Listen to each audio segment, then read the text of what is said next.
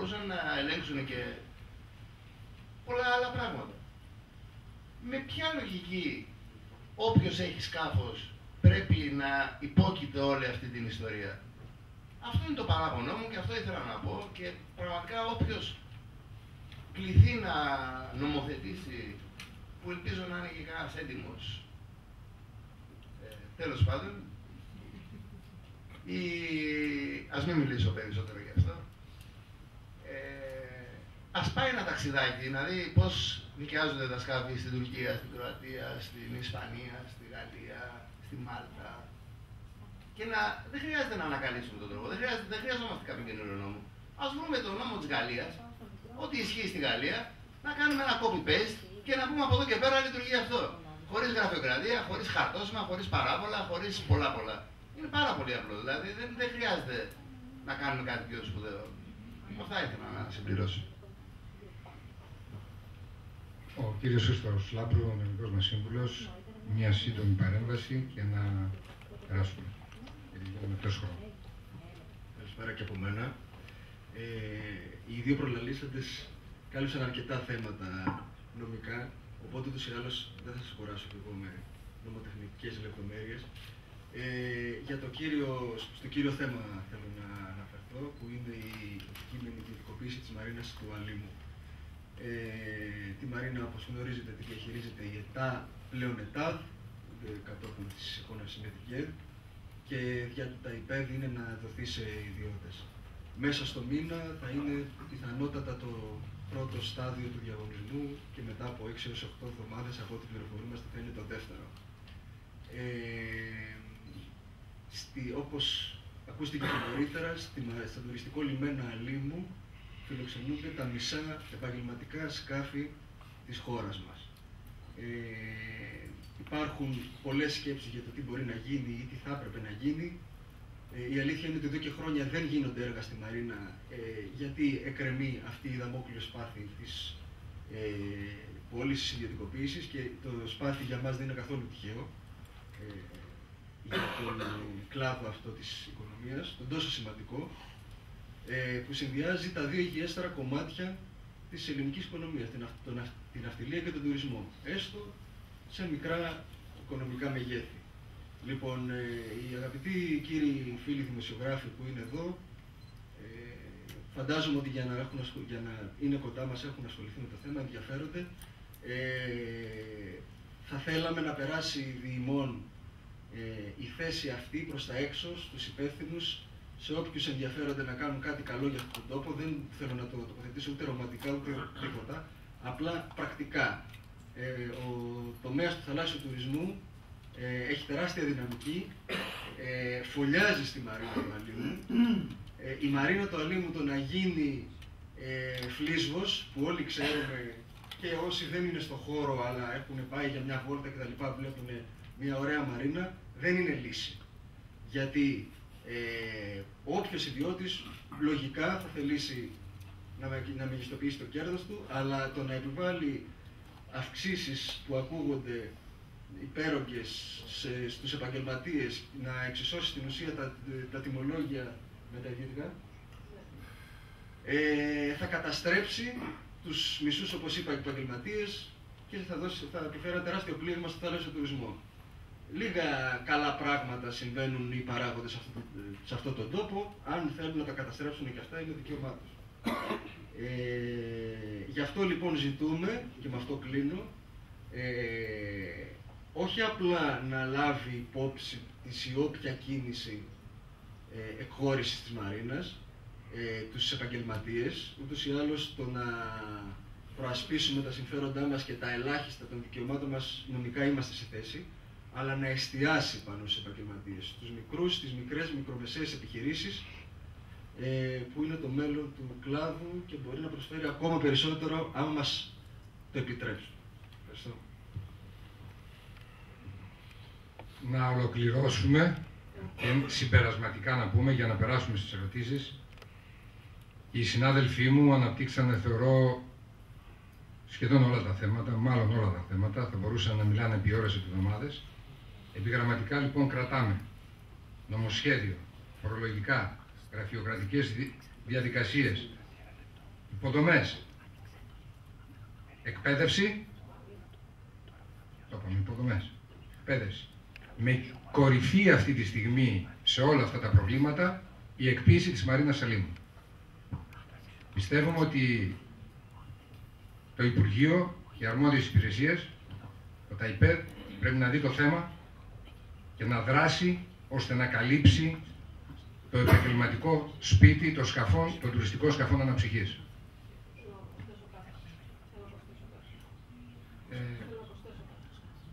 Βέβαιως. Η κυρία Τερβιανάτου. Θέλω να προσθέσω κάτι που δεν το ανέφεραν οι κύριοι του Σωματείου και είναι πολύ σημαντικό.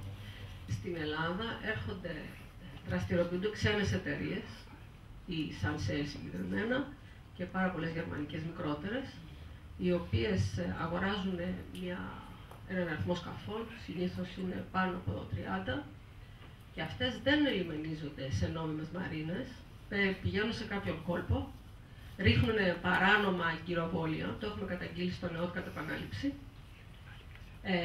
δεν πληρώνουν ούτε μία, βρωμίζουν αυτό το χώρο γιατί είναι παράνομα εγκυροβόλια και δεν έχουν καμία πρόβλεψη. Το καλοκαίρι που έρχονται οι τουρίστες φέρνουν Εγγλέζους και Γερμανούς, τους οποίους τους τη βάζουν σε κάτι χώρους που φτιάχνουν εκ του προχείρου, και αυτοί οι άνθρωποι παίρνουν ένα πολύ μεγάλο κομμάτι του χώρου μας. Σε καμία άλλη χώρα της Ευρώπης δεν υπήρχε περίπτωση, ούτε μία στο εκατομμύριο, να πάει κάποιος να καταλάβει ένα χώρο, να μην πληρώνει τίποτα και να ασκεί με κάθε παρανομία τη δραστηριότητα που ασκούμε εμείς, που πληρώνουμε τέβεϊ τάμπι, που πληρώνουμε μαρίνα και που αγωνιούμε να πείσουμε την κυβέρνηση ότι η Μαρίνα Αλήμου δεν μπορεί να έχει τιμολόγιο ιδιωτικών σκαφών. Δεν υπάρχει καμία περίπτωση ένα σκάφος που πληρώνει 200 ευρώ το μήνα, δηλαδή 2.12.24, 2.500 το χρόνο, να τα βγάλει πέρα με 12.500 το χρόνο. Θα πρέπει την άλλη μέρα που θα αλλάξει το τιμολόγιο να κλείσουμε και να πάμε σπίτια μας και να κλείσουμε και ένα σωρό θέσεις εργασίας. Είναι δηλαδή ένα τρομερό αυτό που γίνεται, που δεν υπάρχει κανένα πλάνο από την κυβέρνηση, όπου θα πάρει 3 δραχμές από την ιδιωτικοποίηση της Μαρίνας και θα κλείσει έναν κλάδο από τον οποίο έχει δεκαπλά ωφέλη. Θα παρακαλούσα τους ομιλητές να λένε πρώτα το όνομά τους καθαρά, να το ακούμε, και ενδεχομένως αν έχουν κάποια ιδιότητα, και να είστε όσο το δυνατόν συντομότεροι, ώστε να προλάβουμε, αν έχετε ερωτήματα, να σας τα απαντήσουμε. Έχουμε κάποιος άλλος που θα θέλει να ρωτήσει κάτι?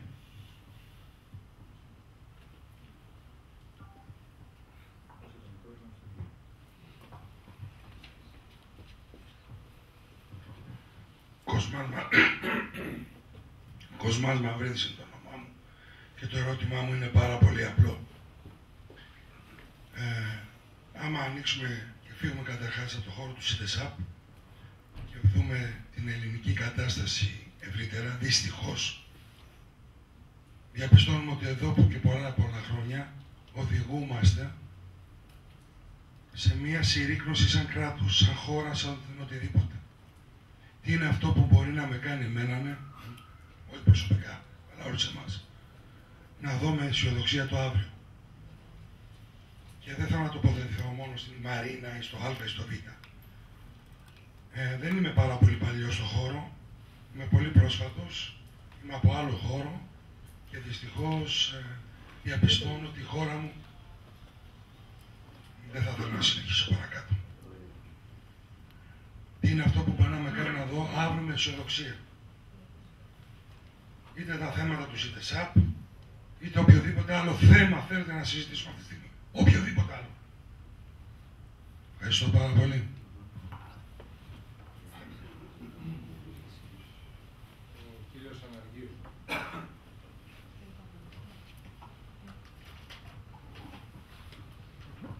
Κύριο Κωνσταντίνος, εγώ έχω μία μικρή πρόταση που είμαι βέβαιος ότι είναι πάρα πολύ δύσκολο να γίνει. Η Μαρίνα, εφόσον είναι επαγγελματική, εφόσον εκεί εστιάζεται όλο το επαγγελματικό σκάφος, νομίζω ότι έπρεπε να κάναμε μία πρόταση στην κυβέρνηση, να τους πούμε ότι εμείς έχουμε ικανότητα να την διαχειριστούμε. Δηλαδή, το ΣΥΤΕΣΑΠ αναλαμβάνει να διαχειρίζεται τη Μαρίνα και ένα ποσοστό 20-30% των κερδών να τα επενδύουμε στην ίδια Μαρίνα. Με τον έλεγχο της κυβέρνησης, με ό,τι νομίζουμε.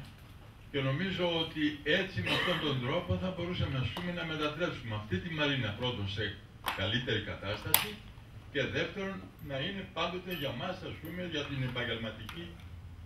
για τα επαγγελματικά σκάφη. Αυτό βέβαια, επειδή είμαστε στην Ελλάδα, είναι πάρα πολύ δύσκολο. Είναι το ίδιο όταν ζήτησα εγώ να κάνω Μαρίνα στη Βούλα. Μόνο που δεν μου είπανε τρελό. Και ήταν καλύτερα να κάνω Μαρίνα στον Άρη παρά να ζητήσω να κάνω Μαρίνα στη Βούλα. Αυτά.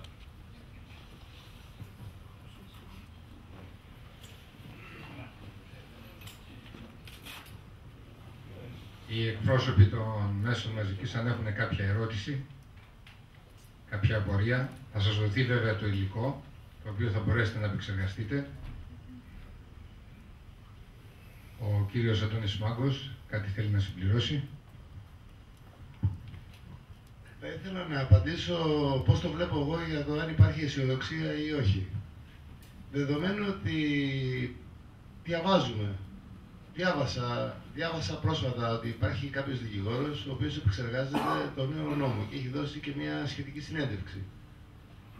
Και σε αυτή τη συνέντευξη λέει ότι έχει εντολή να φτιάξει ένα νόμο που ουσιαστικά θα άρει το καμποντάζ και θα αναπτυχθεί ο τουρισμός μας με όλα τα σκάφη τα οποία θα πλακώσουν από το εξωτερικό και θα κάνουν εδώ πέρα δουλειά.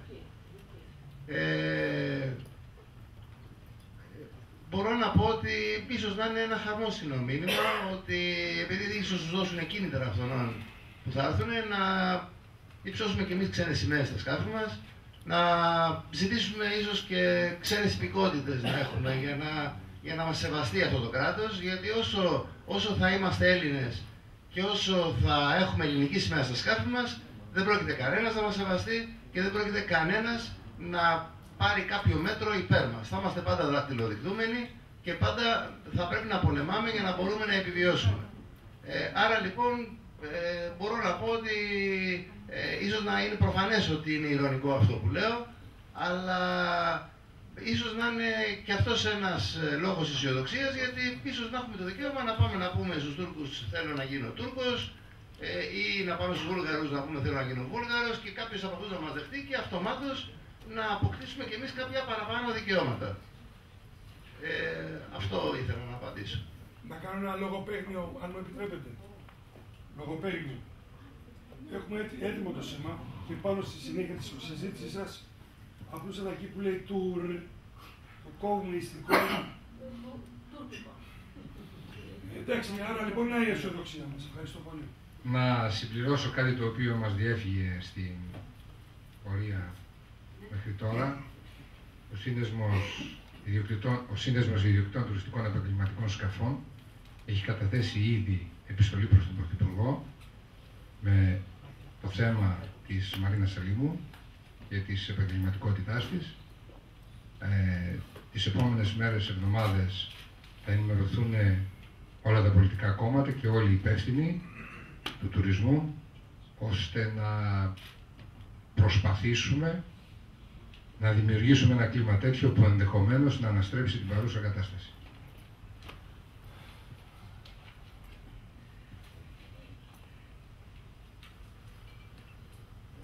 Δεν ξέρω, θα θέλατε να ακούσετε, να σας τη διαβάσω. Κύριε Πρωθυπουργέ, η περιόρισα επιστολή μας αποστέλλεται ότι το Σύνδεσμο Ιδιοκτητών Τουριστικών Σκαφών Αναψυχής ΣΥΤΕΣΑΠ. Ο σύνδεσμό μας εδρεύει στη Μαρίνα Λίμου και εκπροσωπούμε 350 μέλη από τα οποία διαχειρίζονται περισσότερο από 1.500 επαγγελματικά σκάφη αναψυχής σε όλη την ελληνική επικράτεια. Η Μαρίνα Λίμου για τους επαγγελματίες του κλάδου, η καρδιά του ελληνικού γιόντινγκ τα τελευταία 25 χρόνια. Συντηρούμε, παρά τη δύσκολη συγκυρία, χιλιάδες θέσεις απασχόλησης σε κλάδους που σχετίζονται με το γιόντινγκ, γνωρίζοντας τις πολύ μεγάλες δυνατότητες και προοπτικές ανάπτυξης που έχει ο ελληνικός θαλάσσιος τουρισμός Κάτι που εσείς επανειλημμένα έχετε τονίσει για τη σημαντικότητά του ως μοχλό ανάπτυξης της οικονομίας. Προσελκύουμε ετησίως πάνω από 150.000 τουρίστες, λάτρεις του θαλάσσιου τουρισμού από όλο τον κόσμο. Ο αριθμός αυτός μπορεί να αυξηθεί τα επόμενα χρόνια μέσα από αναπτυξιακά μέτρα και την στήριξη της πολιτείας. Παράδειγμα, ανάπτυξη αποτελεί η Τουρκία, η οποία μάλιστα καταλαμβάνει στρατηγικό πλεονέκτημα με την εξαγορά των μεγαλύτερων ελληνικών μαρινών, έχει επισκιάσει τη χώρα μας στον τομέα του θαλάσσιου τουρισμού και απειλεί με ολοκληρωτική εξαφάνιση του ελληνικού επαγγελματικού γιότιν, εποφθαλμώντας